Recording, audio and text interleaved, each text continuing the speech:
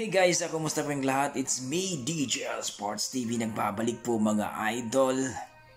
For today's video mga idol ay magre-react po tayo dito o pag-usapan natin itong sinasabi ni Silver Boys, no? At dito ko po napanood dito kay Kabakal Captain Barbell po mga idol itong kanyang sinabi yung video niya, no? At dito po mga sinabi niya mga idol dito kay General Casimero, ang ating 3 Division World Champion, na kung saan mga idol kung gusto doon niya na makalaban si Naoya Inoue ay bumalik na daw siya sa impi at sipain na daw ni General Casimero ang ating 3 Division World Champion itong kanyang kapatid na si Kuya Lods, ang kanyang head coach, at kontakin na daw si Silver Boys at si Sean Gibbons. Napakalupit mga idol. At dito nga mga idol sinabi niya at magpakumbaba daw siya para tanggapin uli sa impi. Well mga idol, ito ang ating pag-uusapan sa araw na to. Well mga idol, unang-una sa lahat, wala na pong patunayan si Cuadro-Las Casimero dito sa larangan ng boxing. He is already 3 Division World Champion at buti nga no, naalis siya dyan sa impi sapagkat sa pagkakaalam natin na itong si Cuadro-Las Casimero, nung sa MP pa siya, naging 3 Division World Champion, wala nating nakita na kung anong nabili o ano pa man. Pero dito, sa TBP, sa Treasure Boxing Promotion, e-sign that boxing promotion, 3 laban lang na sinasabi nilang tune up fight, pero limpak-limpak na salapi ang nakuha ni Cuadro-Las Casimero. Kung ako, bakit pa ba ako babalik sa impi? Di ba? Alam niyo mga idol, ito kasi yan.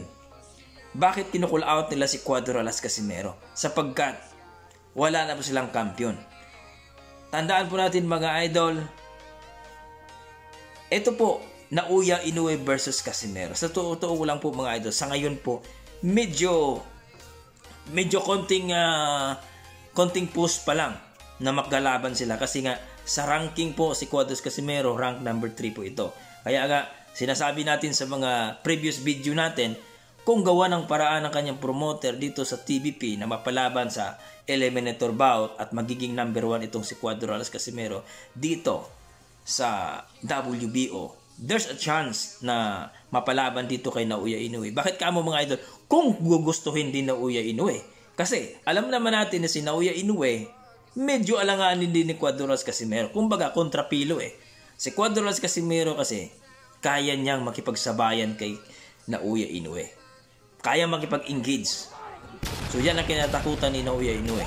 Kaya, ganun pa man mga idol, hindi rin siya mapapalaban kay Cuadro-Las Casimero ngayon, kundi dito kay Luis Pantera Nere, sapagkat itong si Luis Pantera Nere, siya po ang mandatory challenger dito sa WBC.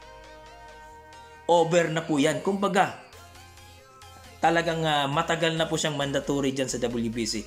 Panahon pa ni Fulton yan. Kaya, umaasa tayo pagkatapos ng laban dito kay Luis Pantera Nere, si Cuadro-Las Casimero ang kanyang pipiliin kung gugustuhin niya makalaban si Cuadro-Las Casimero. Pero kung hindi, well mga idol, alam naman natin.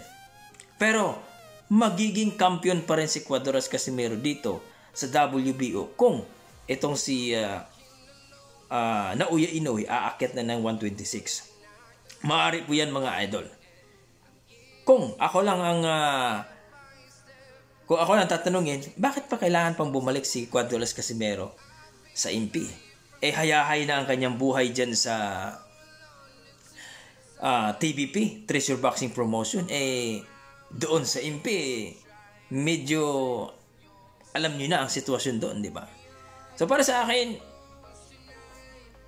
no need na. Pero kung kayo mga idol ang tatanungin ko, para matuloy ang laban dito kay Naoya Inoue, kailangan ba ni Cuadro-Las Casimero na makaawa, bumalik sa impi, sipain itong si Coach Jason?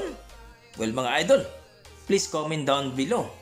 At kukontakin daw itong si Silver Boys, ang boy wheelchair ng bayan. Well mga idol, please comment down below po mga idol kung agree ba kayo na magpakumbaba, babalik si Cuadro-Las Casimero at patalsikin si Kuya Lods? para daw mapalaban dito kay Naoya Inoue? Well, mga idol, please comment down below para po pag-usapan natin. Maraming salamat mga idol! DJL Sports TV.